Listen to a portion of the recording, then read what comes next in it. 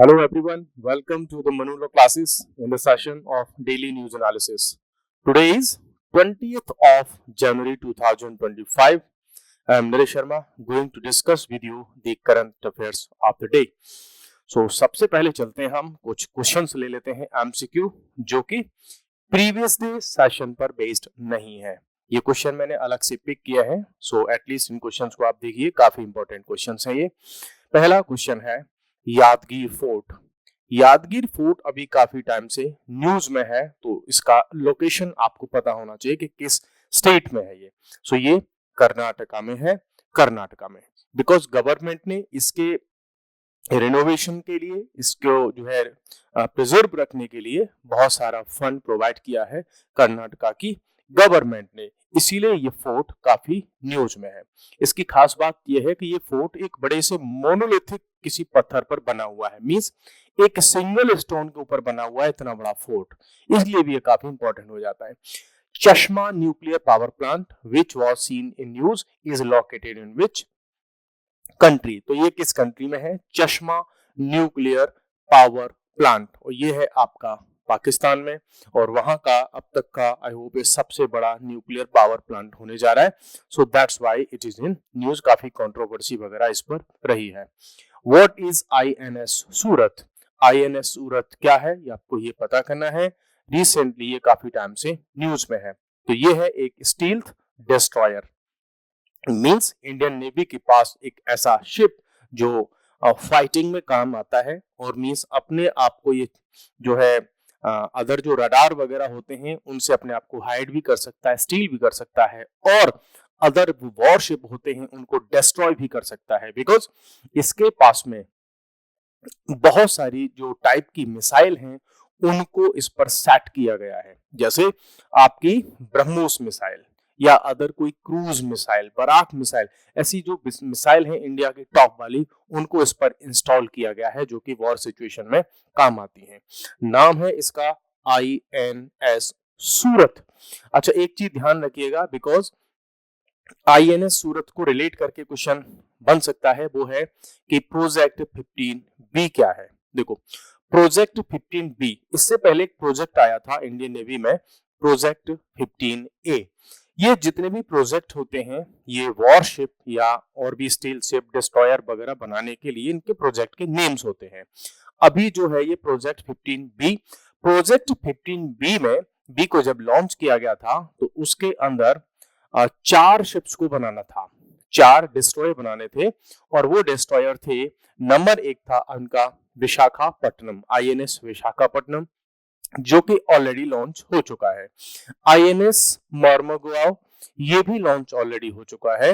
Next था INS Imphal, ये भी लॉन्च ऑलरेडी हो चुका है। तो प्रोजेक्ट 15B में टोटल 4 शिप लॉन्च होने थे, जिनमें से 3 ऑलरेडी लॉन्च हो चुके थे, और इनका जो लास्ट था आईएनएस सूरत, ये इस प्रोजेक्ट 15B का 4th शिप है जिसको अभी रिसेंटली लॉन्च किया गया है। तो ये इसकी जो है इंपॉर्टेंट इंफॉर्मेशन थी। यहां से कई बार डिफेंस रिलेटेड क्वेश्चंस ऐसे बन जाते हैं। नेक्स्ट क्वेश्चन है, वेयर वाज द 24th राष्ट्रीय वनवासी क्रीड़ा प्रतियोगिता? इसको इंग्लिश में आप कहोगे national sports for forest dwellers, means ये स्पोर्ट्स का नेशनल लेवल का कंपटीशन जो कि फॉरेस्ट में रहने वाले जो ट्राइबल पीपल होते हैं उनके बीच एथलेटिक कंपटीशन को प्रमोट करने के लिए है।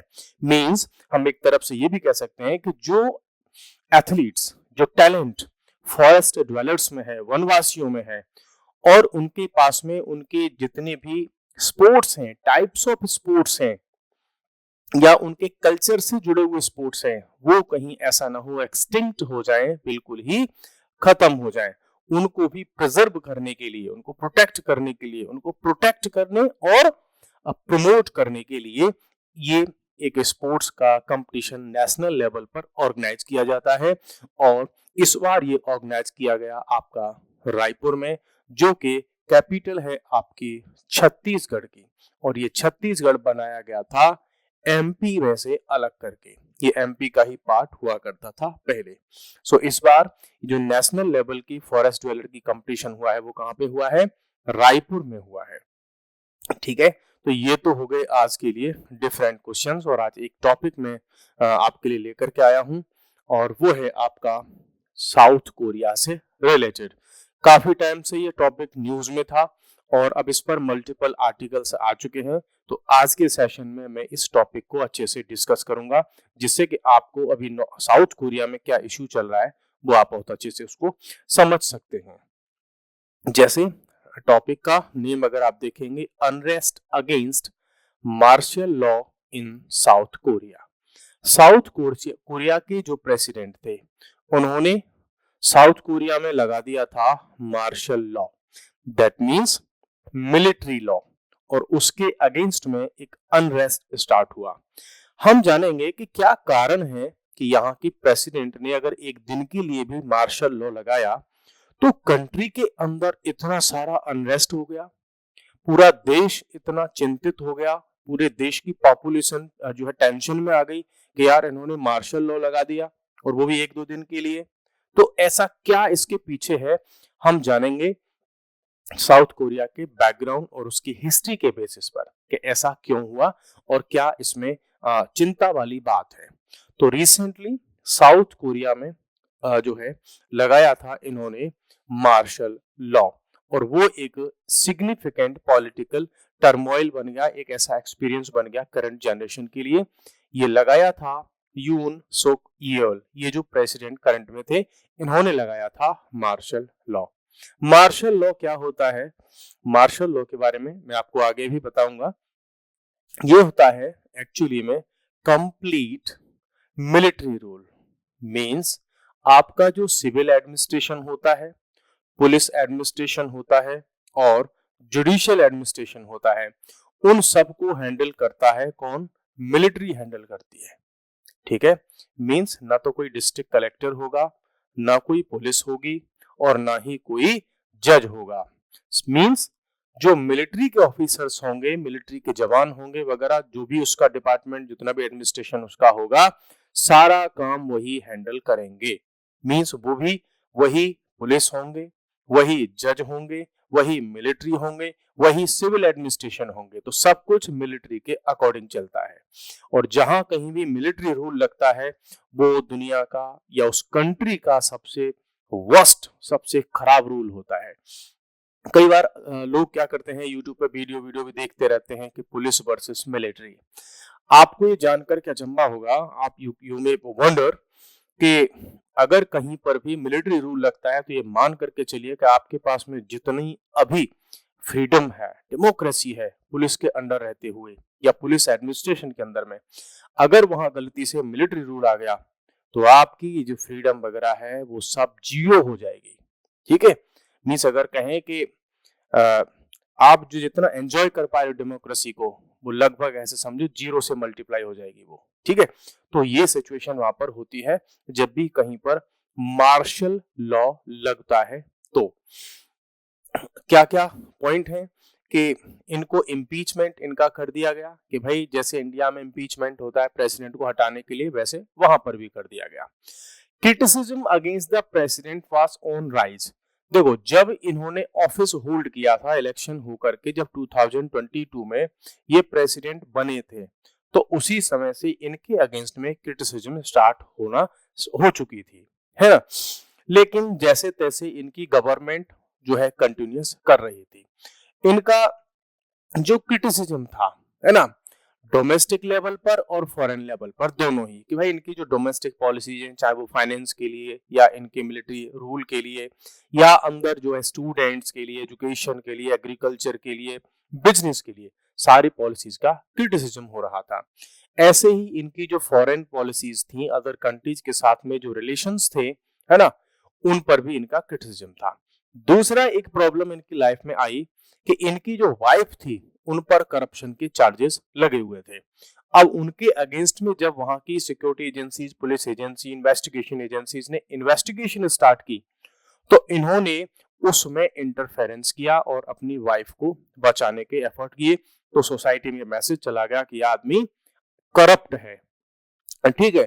फिर the declaration of martial law by the president was seen as an attempt to subvert the democratic system. जब अपनी वाइफ को बचाने के लिए इन्होंने जो लॉ की प्रोसेस है उसमें इंटरवीन किया, और उसके अगेंस्ट में फिर इनके अगेंस्ट में जो है एक एनवायरनमेंट बनना स्टार्ट हुआ, पीपल की जो थिंकिंग इनके अगेंस्ट में होती गई। अब जब इनसे वो सिस्टम नहीं संभल पाया कि लोग प्रोटेस्ट करना स्टार्ट कर चुके थे, इनके अगेंस्ट में चीजें ट्रेंड करना स्टार्ट हो चुकी थी, तो अब इन्होंने फाइनली उस सारे के सारे सिस्टम को, गवर्नमेंट के सिस्टम को, जुडिशियल सिस्टम को, उस सोसाइटी को, सबको एब्सोल्युटली कंट्रोल करने के लिए इन्होंने लागू कर दिया मार्शल लॉ। और जनता इस बात से ट्रिगर हो गई और जनता इस बात को समझ गई कि अच्छा, तो असल खेल इसका ये है कि ये इस देश से डेमोक्रेसी को खत्म करके अपना रूल लागू करना चाहते हैं। जैसे कि हम अपने नेबरहुड में बहुत सारे कंट्रीज को देख सकते हैं, यहाँ पर ऐसे पहले कई बार हो चुका है। आपका पाकिस्तान, अफगानिस्तान, बांग्लादेश, म्यांमार, श्रीलंका, ऐसे कंट्रीज में जैसे वहां हो चुका है, तो वैसे ही यहाँ पर भी था। मींस डेमोक्रेटिक सिस्टम को खत्म करो और खुद ही उसकी पावर, सारी की सारी पावर अपने कंट्रोल में ले लो। तो ये इन्होंने किया और ये चीजें फिर क्रिएट हो गई। अच्छा, अब देखो हुआ क्या है कि भाई एक बार इन्होंने अगर मार्शल लॉ लगा दिया तो जनता इतनी क्यों टेंशन में आ गई। वो ये भी तो सोच सकती थी ना जनता कि ठीक है यार, 10-20 दिन में, 5 दिन में या 1 मंथ में this martial law will be abolished, उसको खत्म कर देंगे। लेकिन नहीं, क्यों? क्योंकि साउथ कोरिया की जो हिस्ट्री है वो ऑटोक्रेटिक रूलर्स, या मैं कहूं कि आर्बिट्रेटर्स, या मैं कहूं कि नॉन डेमोक्रेटिक, जो एकदम ब्रूटल टाइप के जो लोग थे, उन्होंने इस पर, साउथ कोरिया पर कई बार कब्जा किया। तो साउथ कोरिया की जो हिस्ट्री है ऐसे लोगों से भरी पड़ी है। एक बार हम एग्जांपल ले लेते हैं कि क्या इनका सिस्टम है। आप अगर बैकग्राउंड में जाओगे तो 1910 से लेकर के 1945 तक जो साउथ कोरिया है उस पर बहुत सारे जो ब्रूटल कॉलोनियल रूलर्स थे उनका कंट्रोल रहा। जैसे इंडिया पर भी किसी ने रूल किया था, वैसे ही साउथ कोरिया पर उसमें सबसे ज्यादा रूल जापान के एम्पायर का था। तो बहुत ब्रूटल हुआ करते थे जापान के जो एम्पायर था, उन्होंने इनके साथ में बहुत ब्रूटैलिटी की थी। जब 1945 में सेकेंड वर्ल्ड वॉर एंड हुआ तो उसके बाद यहाँ पर कुछ चीजें चेंज हुई, और वो चेंज ये थी कि ये जो हम इस दौर की जो हम बात कर रहे हैं इसको हम कोरिया कहते हैं। अभी हम उसको ये नहीं कह सकते कि ये साउथ कोरिया है या नॉर्थ कोरिया है। कोरियन एम्पायर पे, मींस कोरियन पेनिनसुला पर जापानीज एम्पायर का कंट्रोल था। 1945 में जब सेकेंड वर्ल्ड वॉर एंड हुआ तो आप सबको पता है कि यूएसए और रसिया, इन दोनों में कंपटीशन का फीलिंग था, है ना, जिसकी वजह से कोल्ड वॉर भी चल रहा था। तो हुआ क्या कि Soviet union, that is Russia, उसने नॉर्थ कोरिया वाले रीजन पर कंट्रोल अपना स्टार्ट किया, और जो यूएसए था इसने कंट्रोल स्टार्ट किया साउथ कोरिया पर। साउथ कोरिया पर तो यूएसए और रशिया, इन दोनों ने नॉर्थ कोरिया और साउथ कोरिया दो पार्ट करके इसको डिवाइड कर लिया। बोला भाई ये तुम्हारे इन्फ्लुएंस में रहेगा और ये हमारे इन्फ्लुएंस में रहेगा। तो जो नॉर्थ कोरिया है, क्योंकि वो यूएसएसआर जो करंट का रशिया है उसके ज्यादा पास में था ज्योग्राफिकली, तो उसने उसको अपने इन्फ्लुएंस में ले लिया, और साउथ कोरिया पर इन्फ्लुएंस हो गया यूएसए का, और आज भी वैसे ही चल भी रहा है। अब पोस्ट इंडिपेंडेंस की बात कर ले, उसके बाद फिर इनमें क्या हुआ, दोनों इंडिपेंडेंट हुए तो यूनाइटेड स्टेट्स ने अपॉइंट कर दिया और उसको सपोर्ट किया, किसको, कोरियन प्रोविजनल गवर्नमेंट को उस समय पर, और प्रेसिडेंट बने वहां के री सेंगमैन, ये वहां के जो है लीडर बने, तो इनको सपोर्ट किया था। और ये जो है रसिया के अगेंस्ट में थे, इसलिए इसको सपोर्ट भी किया था यूएसए ने। उसके बाद 1948 तक आते आते री won the first presidential election, ये इलेक्शन इन्होंने जीत लिए और रूलर बन गए ये किसके, साउथ कोरिया के। लेकिन हाँ, इस व्यक्ति से भी ज्यादा दिन नहीं रहा गया, ये भी अल्टीमेटली आते आते ऑथोरिटेरियन कंट्रोल इसने स्टार्ट कर दिया। मींस साउथ कोरिया की जो डेमोक्रेसी थी वो नहीं, इन्होंने रूल करना स्टार्ट किया ऑथोरिटेरियन रूल। बोला हमारी ही चलेगी, इसी को तो हम ऑथोरिटेरियन रूल बोलते हैं कि बाकी किसी और की नहीं सुनेंगे, हम केवल अपनी बात जो है अपना ही रूल चलाएंगे। अब इसका जो ऑटोक्रेटिक रूल था वो एंड हुआ लास्ट 12 इयर्स के बाद, ठीक है। और टिल स्टूडेंट अपराइजिंग 1960, जब 1960 में स्टूडेंट्स ने एक रिवोल्ट कर दिया, एक रिवॉल्यूशन कर दी, तब इस जो री था उसका रूल खत्म हुआ। उसके बाद स्टार्ट हुआ मिलिट्री को। तो 1961 में मेजर जनरल पार्क चुंग ही ये आ गए रूल करने के लिए, उसको हटे तो ये आ गए। इन्होंने भी ऐसे ही मिलिट्री रूल लागू कर दिया और ऑथोरिटेरियन रूल लगा दिया, डेमोक्रेसी नाम की कोई चीज नहीं। और ये साउथ कोरिया का 18 इयर्स तक साउथ कोरिया का रूलर रहा। ये जो मेजर जनरल था, मिलिट्री का जो कमांडर था, उसने रूल किया, ठीक है। तो अभी तक हम देख रहे हैं कि 1979 के आसपास तक वही सब कुछ इस पर रूल कर रहा है। और इसने यूशिन कॉन्स्टिट्यूशन वहां पर बनाया और ऐसे समझो कि कॉन्स्टिट्यूशन भी लॉन्च कर दिया अपनी पसंद का, और अपने रूल को जस्टिफाई कर दिया कि बोला हम ही रहेंगे इसके रूलर। ये तब तक रूलर रहा साउथ कोरिया का जब तक कि चुन डू ह्वान, ये एक ब्रिगेडियर जनरल था, ये भी पावर में आ गया इसको हटा करके, और फिर इसने रूल स्टार्ट किया। मैं आपको ये बताना चाह रहा हूं कि साउथ कोरिया की जो हिस्ट्री है वो टोटली ब्रूटल रूलर से भरी पड़ी है ना। तो नेक्स्ट उसके बाद में आया ग्वांगजू, है ना। फिर वहां पर ग्वांगजू में अपराइजिंग हुई 1980 में। तो student led protest against the military government, military committed brutal violence. जब स्टूडेंट्स ने इस मिलिट्री रूल के अगेंस्ट में अपनी वॉइस को रेज किया तो उनके अगेंस्ट में ब्रूटल वायलेंस हुआ, मास लेवल पर स्टूडेंट्स की, यूथ की, गर्ल्स की, लेडीज की, उनकी किलिंग हुई। तो फिर से वही हमको देखने को मिल रहा है कि साउथ कोरिया की हिस्ट्री कैसी है, क्या क्या प्रॉब्लम उन्होंने देखी है। अच्छा, फिर ऑथोरिटेरियन रूल अंडर चुन कंटिन्यूड, ये 1987 तक इनका ये रूल चलता रहा, जो चुन नाम का रूलर था। उसके बाद जब ये सब भी हो लिया तो 1987 तक आते आते पीपल थोड़े और ज्यादा अवेयर हुए डेमोक्रेसी के बारे में, ह्यूमन राइट्स के जो है बारे में। इनको जब चीजें बहुत ज्यादा हुई तो 1987 तक हम कह सकते हैं कि ग्लोबलाइजेशन का इनिशियल फेज चल रहा है, तो लोग कनेक्ट हो रहे हैं एक दूसरे से। तो उस टाइम में फिर से पॉपुलेशन जागी और उन्होंने 1987 के जून में एक अपराइजिंग को लीड किया। इसीलिए उसका फेमस नेम है वर्ल्ड हिस्ट्री में जब पढ़ते हैं कि जून डेमोक्रेटिक स्ट्रगल, जून अपराइजिंग भी कई बार इसको कह देते हैं। 1987 की ये हुई साउथ कोरिया में for the democratisation of South Korea, कि भाई बहुत हो गया, ये जो मिलिट्री रूलर्स वगैरह ये जो बार बार आते हैं अपने कंट्रोल में पूरे जो है कंट्री को ले लेते हैं, अब ये लोग हमें नहीं चाहिए, हमको एक प्रॉपर कॉन्स्टिट्यूशन चाहिए, हमें प्रॉपर डेमोक्रेसी चाहिए, for the people, by the people, of the people चाहिए हमको। तो ये इनकी स्टार्ट हुई। तो 1988 में with the appointment of Roh Tae Woo, इनका अपॉइंटमेंट हुआ as a president of South Korea. तो तब से साउथ कोरिया की हिस्ट्री स्टार्ट हुई एक लिबरल डेमोक्रेसी की तरह। तो 1988 से साउथ कोरिया की जो गवर्नमेंट थी, वहां का जो पूरा पॉलिटिकल सिस्टम था, ये थोड़ा डेमोक्रेटिक और लिबरल जो है एक सक्सेस की तरफ मूव किया था इसने।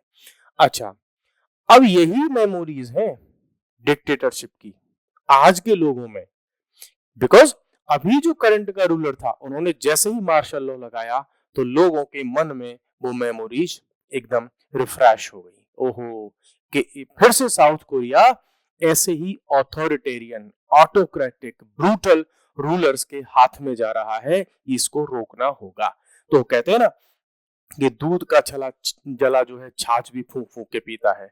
तो जो साउथ कोरिया की जनता है वो आज से नहीं, बहुत पहले से परेशान है, जैसे तैसे मीन्स फॉर गॉडशिप, कि इतनी मुश्किल से उन्होंने डेमोक्रेसी को देखा था, और फिर से कोई एक रूलर, वो भी 21st सेंचुरी में, साउथ कोरिया को ऑथोरिटेरियन रूलर्स के हाथ में देना चाहता है, या मैं कहूँ डेमोक्रेसी को खत्म करके अपना रूल एस्टेब्लिश करना चाह रहा था। तो लोगों की वो मेमोरीज एकदम ताजा हो गई। अब इन चीजों को देखते हुए ही ये जो करंट का जो रूलर है यून, इसकी पॉलिटिकल जो सर्वाइवलिटी है, अब लग नहीं रहा है कि ज्यादा समय तक ये साउथ कोरिया पर रूल कर पाएंगे। क्यों? क्योंकि लोग एकदम क्लियरली अब इसके अगेंस्ट में हो चुके हैं, इसको पद से हटाने के लिए पूरी तरह से डिटरमाइंड है। तो क्लियर दिख रहा है कि ये जो रूलर है ये अब ज्यादा दिन तक नहीं रह पाएगा। मार्शल लॉ के बारे में थोड़ा सा मैंने आपको बताया था, इसके 2-4 पॉइंट में आपको और डिस्कस कर देता हूं। एक तो है कि भाई इसके ग्राउंड क्या क्या होते हैं मार्शल लॉ के। इमरजेंसी सिचुएशंस होती हैं, जैसे कि वॉर, लोगों ने या कहीं पर कोई रिबेलियन हो गया या कोई नेचुरल डिजास्टर हो गया, तो ऐसी सिचुएशन में मिलिट्री लॉ वगैरह लगाया जाता है।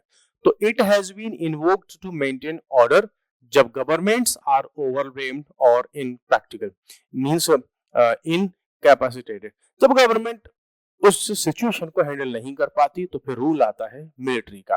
अच्छा, आपके मन में ये क्वेश्चन आ रहा होगा, गवर्नमेंट हैंडल नहीं कर पाती तो मिलिट्री कैसे हैंडल कर लेती है? देखो, मिलिट्री में जो सिस्टम चलता है वो ऑर्डर का सिस्टम चलता है, डेमोक्रेसी नहीं चलती वहां पे। वहां अगर ऑर्डर दे दिया कि आपको ये वाला काम करना है तो करना है। आपसे जब लास्ट में रिपोर्ट मांगी जाएगी तो ये पूछा जाएगा कि आपने उसको, जो टास्क आपको दिया गया था वो आपने किया या नहीं किया। दो ही क्वेश्चन पूछेंगे बस, यस और नो। तो वहां पर नो सुनने का तो कोई सिस्टम होता ही नहीं है, ओनली यस सुनने का सिस्टम होता है, यस सर, बस, इसके अलावा कुछ नहीं है। तो ऐसी सिचुएशन में इनको जो है मिलिट्री रूल दिया जाता है।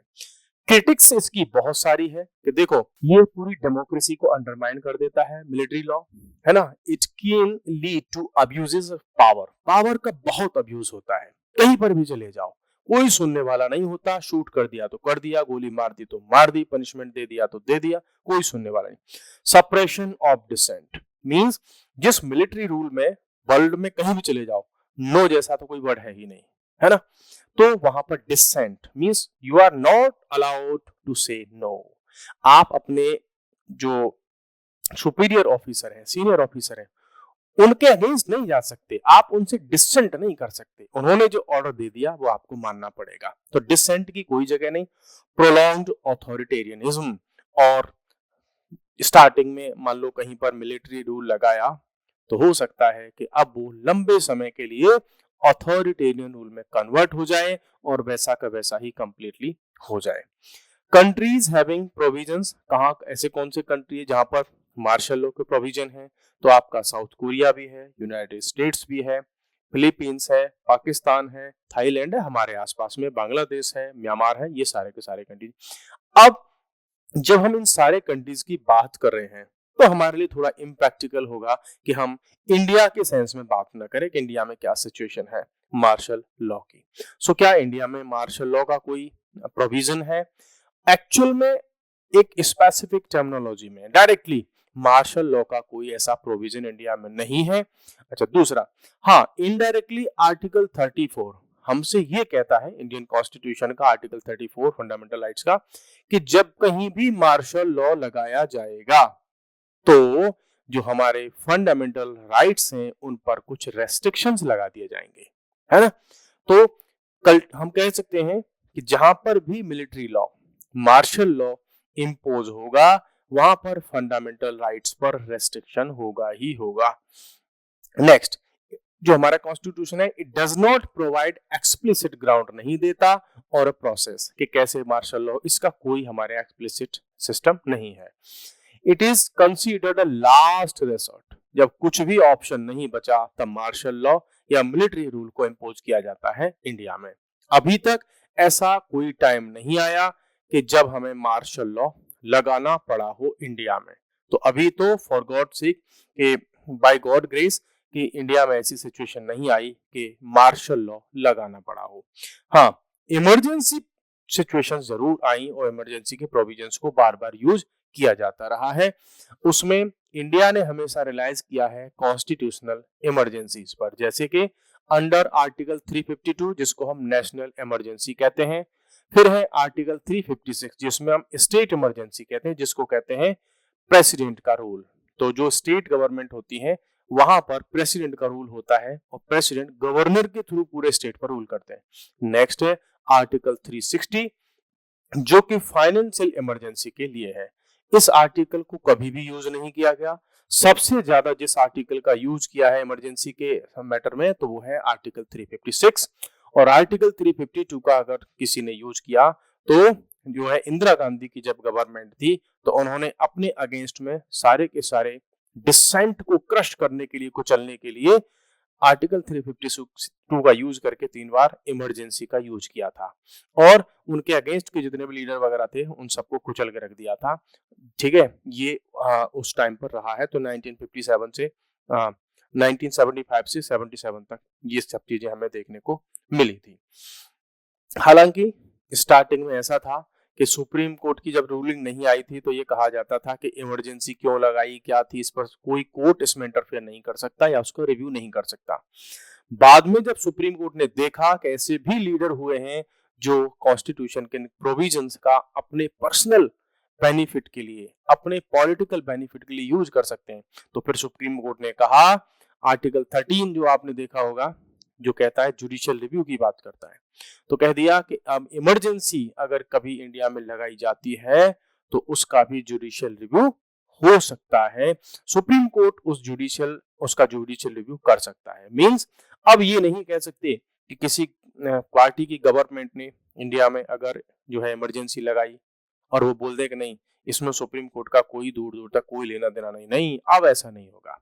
अगर इमरजेंसी लगाई जाएगी तो सुप्रीम कोर्ट उसको रिव्यू कर सकता है। हालांकि पहले एक चीज और हुआ करती थी कि इमरजेंसी प्रेसिडेंट लगाते थे प्रधानमंत्री, प्राइम मिनिस्टर के जो है एक निर्देश पर या डायरेक्शन पर या उनकी रिक्वेस्ट पर। ठीक है, और इमरजेंसी लागू हो जाती थी। लेकिन उसके बाद फिर कॉन्स्टिट्यूशन में अमेंडमेंट किए गए कि अब जो इमरजेंसी है वो प्रेसिडेंट ओनली प्राइम मिनिस्टर के कहने पर नहीं लगाएंगे। अब उसमें नियम ले आए कि प्रेसिडेंट की जो प्राइम मिनिस्टर के साथ उसकी जो कैबिनेट है उनको रिटन में देना होगा कि हाँ इमरजेंसी लगानी है, तब प्रेसिडेंट उस पर एक्शन लेंगे। अदरवाइज केवल प्राइम मिनिस्टर के एक इशारे पर इमरजेंसी नहीं लगेगी, जैसा कि इंदिरा गांधी के टाइम पे हुआ था। अब नहीं होगा ऐसा। ये तो रहा आज के लिए एक इंपॉर्टेंट आर्टिकल कि साउथ कोरिया का इश्यू जो काफी मींस वर्ल्ड में काफी फेमस चल रहा था, तो ये इश्यू को भी हमने डिस्कस कर लिया। नेक्स्ट टाइम फिर मिलते हैं नए टॉपिक के साथ में और कुछ नए एमसीक्यूज के साथ में। आज के लिए इतना ही, कल फिर मिलते हैं। Thank you, bye bye, take care.